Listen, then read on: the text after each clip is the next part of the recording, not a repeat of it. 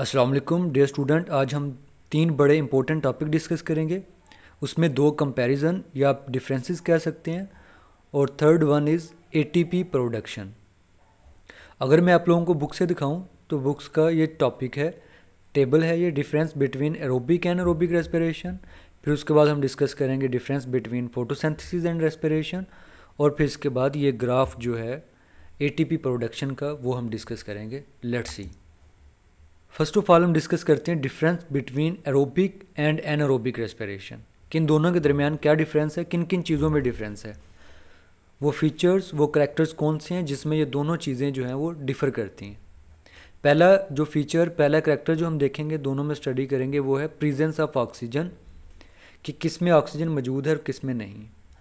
Aerobic respiration में क्या होता है, ऑक्सीजन प्रेजेंट होती है, मतलब कि इसके लिए ऑक्सीजन चाहिए होती है। विदाउट ऑक्सीजन ये प्रोसेस नहीं हो सकता।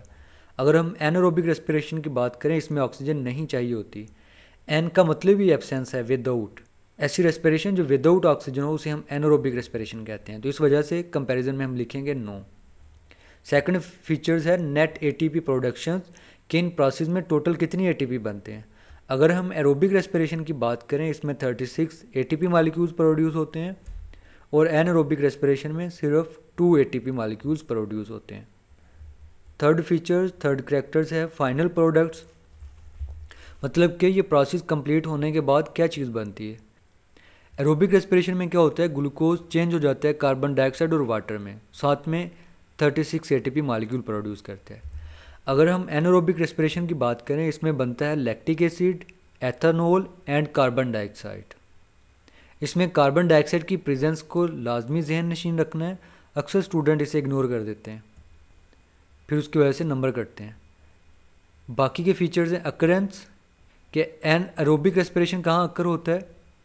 एरोबिक रेस्पिरेशन का एक स्टेप साइटोप्लाज्म के अंदर और बाकी 2 स्टेप जो इसके हैं माइटोकॉन्ड्रिया के अंदर होते हैं। टोटल 3 स्टेप होते हैं। और एनारोबिक रेस्पिरेशन के सारे स्टेप्स जो होते हैं, 2 स्टेप साइटोप्लाज्म के अंदर ही होते हैं। फिर है इसकी इम्पोर्टेंस, क्या अहमियत है इस रेस्पिरेशन की।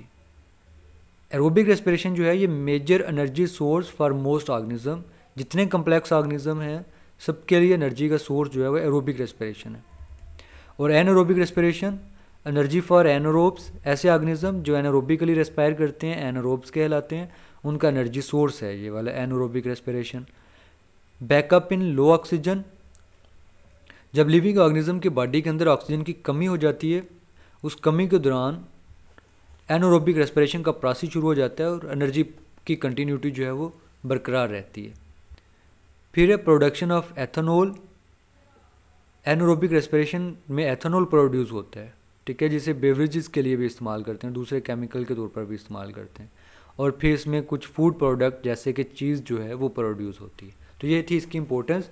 इसकी जो इंपॉर्टेंस है एनारोबिक रेस्पिरेशन के जो 3 पॉइंट हैं, ये अलग से शॉर्ट क्वेश्चन भी आते हैं। सेकंड टॉपिक हम देखते हैं difference between photosynthesis and respiration. इन दोनों में क्या डिफरेंस है। यहाँ लेफ्ट साइड पे करैक्टर्स दिए हुए हैं जिसको हमने डिस्कस करना है।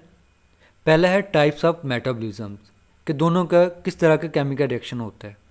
फोटोसिंथेसिस की बात करें, इसका प्रोसेस है एनाबॉलिक प्रोसेस। एनाबॉलिक प्रोसेस ऐसा प्रोसेस होता है जिसमें स्मॉल मॉलिक्यूल्स मिलके कम्प्लेक्स बनाते हैं। अगर हम फोटोसिंथेसिस की केमिकल इक्वेशन देखें, उसमें क्या होता है, 3 एटम वाला कार्बन डाइऑक्साइड एक दूसरे 3 एटम वाले मॉलिक्यूल वाटर के साथ मिलता है और जिसके रिजल्ट में ग्लूकोज बनता है C6H12O6, जिसके अंदर 24 एटम्स कह लें या एलिमेंट्स होते हैं उसके अंदर। मीन्स के छोटे मॉलिक्यूल्स मिलके बड़ा मॉलिक्यूल्स बना रहा है। तो ऐसे प्रोसेस को हम एनाबॉलिक प्रोसेस कहते हैं। रेस्पिरेशन कैसा प्रोसेस है, कैटाबॉलिक प्रोसेस है।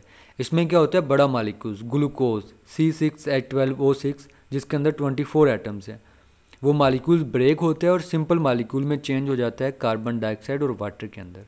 तो इस वजह से हम रेस्पिरेशन को कहते हैं ये कैटाबॉलिक प्रोसेस है।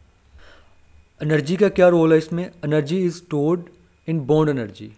फोटोसिंथेसिस में क्या होता है, लाइट एनर्जी को स्टोर किया जाता है बॉन्ड एनर्जी के अंदर, कार्बन हाइड्रोजन बॉन्ड्स के अंदर। रेस्पिरेशन में क्या होता है, bond energy of food is transformed into ATP. Food के अंदर जो बॉन्ड एनर्जी होती है, कार्बन हाइड्रोजन बॉन्ड होते हैं, उन्हें ट्रांसफ़र किया जाता है एटीपी के अंदर, और इसी एटीपी को यूज़ किया जाता है बॉडी की एक्टिविटीज़ को परफॉर्म करने के लिए। थर्ड करेक्टर्स है ऑर्गेनिज्म इन्वॉल्व, कि किन ऑर्गेनिज्म में फोटोसिंथेसिस होती है। सम बैक्टीरिया, ये याद रखना है, सम बैक्टीरिया की बात हो रही है, मोस्ट या ऑल की बात नहीं हो रही। फिर उसके बाद ऑल एल्गी, जितने एल्गी हैं सबके अंदर फोटोसिंथेसिस होती है। और ऑल प्लांट्स, सारे के सारे प्लांट्स के अंदर फोटोसिंथेसिस होती है। रेस्पिरेशन जो होती है ये सारे ऑर्गेनिजम्स के अंदर होती है, छोटा है, बड़ा है, काला है, पीला है, सब के अंदर रेस्पिरेशन होगी। रेस्पिरेशन ही ज़िंदगी का दामन है। रेस्पिरेशन नहीं होगी तो कोई ज़िंदगी सर्वाइव नहीं कर पाएगी। फिर साइट ऑफ अकरेंस, कहाँ पर होती हैं ये चीज़ें। फोटोसिंथेसिस होती है क्लोरोप्लास्ट इन ग्रीन पार्ट्स ओनली, प्लांट्स के जो ग्रीन पार्ट्स होते हैं जैसे कि लीव्स हैं। और जो मैच्योर स्टेम होती है या रूट होती है उसके अंदर फोटोसिंथेसिस नहीं होती। फिर रेस्पिरेशन जो है साइटोप्लाज्म और माइटोकॉन्ड्रिया के अंदर, इन ऑल सेल्स और हर सेल के अंदर रेस्पिरेशन होती है। इसमें कोई स्पेसिफाई नहीं है कि मेन सेल्स के अंदर ही रेस्पिरेशन होगी, तमाम सेल के अंदर रेस्पिरेशन का प्रोसेस होगा। फिर लास्ट फीचर्स है टाइम ऑफ अकरेंस, कि ये किस वक्त होती है। Photosynthesis occurs only in day times, ये सिर्फ दिन के वक्त होती है। दिन के वक्त क्यों होती है? क्योंकि फोटोसिंथेसिस के लिए सनलाइट की ज़रूरत होती है और सनलाइट दिन के टाइम ही होती है। फिर इसी तरह रेस्पिरेशन जो है इसका टाइम ऑफ अकरेंस के ऑल द टाइम, ये हमेशा होती है, हर वक्त होती है, 24 घंटे पूरा साल होती है ये, जब तक ज़िंदगी है। रेस्पिरेशन नहीं है तो मतलब ज़िंदगी नहीं है। तो ये था difference between photosynthesis and respiration. Aerobic anaerobic का डिफरेंस अलग से लॉन्ग क्वेश्चन आता है, और फोटोसिंथेसिस और रेस्पिरेशन का डिफरेंस अलग से लॉन्ग क्वेश्चन आता है। और ये शॉर्ट क्वेश्चन भी हो सकता है, उसमें 2 डिफरेंस लिखेंगे आप।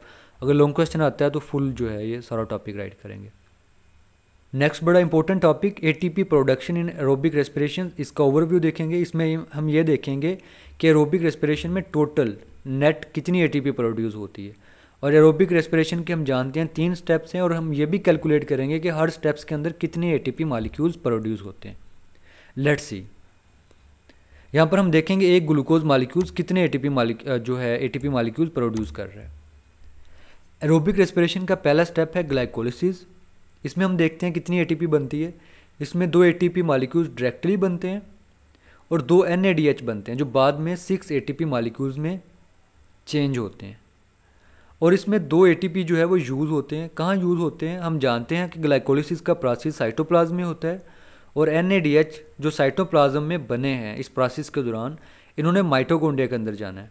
तो जब ये एक NADH माइटोकॉन्ड्रिया के अंदर जाएगा तो ये एक एटीपी मॉलिक्यूल यूज़ करेगा। तो 2 NADH है, 2 एटीपी मॉलिक्यूल जो हैं वो यूज़ होंगे।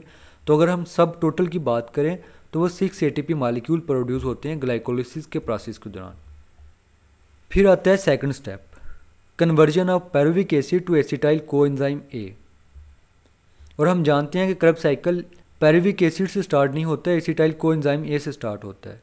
तो जब ये कन्वर्जन होती है, पायरुविक एसिड को एसिटाइल कोएंजाइम में चेंज किया जाता है, तो NADH प्रोड्यूस होते हैं, 2 पायरुविक एसिड तो 2 NADH, और ये वाले 2 NADH 6 एटीपी मॉलिक्यूल प्रोड्यूस करते हैं। तो मतलब कि इस कन्वर्जन के दौरान 6 एटीपी मॉलिक्यूल प्रोड्यूस हो रहे हैं। फिर आता है क्रब साइकिल्स। क्रब साइकिल में 2 एटीपी डायरेक्ट प्रोड्यूस होते हैं, और यहाँ पर 2 एसिटाइल कोएंजाइम की हम बात कर रहे हैं, उनकी प्रोडक्शन ले रहे हैं। और इसमें 6 NADH प्रोड्यूस होते हैं, और बाद में 6 NADH जो है चेंज होते हैं एटीपी में, और यहाँ पर 18 एटीपी बनती है। और यहाँ पर 2 FADH2 प्रोड्यूस होते हैं, और ये भी एटीपी में कन्वर्ट होते हैं, और एक FADH 2 एटीपी प्रोड्यूस करते हैं, और यहाँ पर हैं 2, तो यहाँ पर 4 एटीपी प्रोड्यूस होंगे। तो क्रब साइकिल का जो सब टोटल एटीपी प्रोडक्शन है वो 24 एटीपी है। तो यहाँ पर हम टोटल एटीपी की बात करेंगे, यहाँ पर 8 नहीं आएगा, 6 आएगा ग्लाइकोलिसिस में। ग्लाइकोलिसिस के 6 एटीपी, ठीक है, ये वाले एटीपी।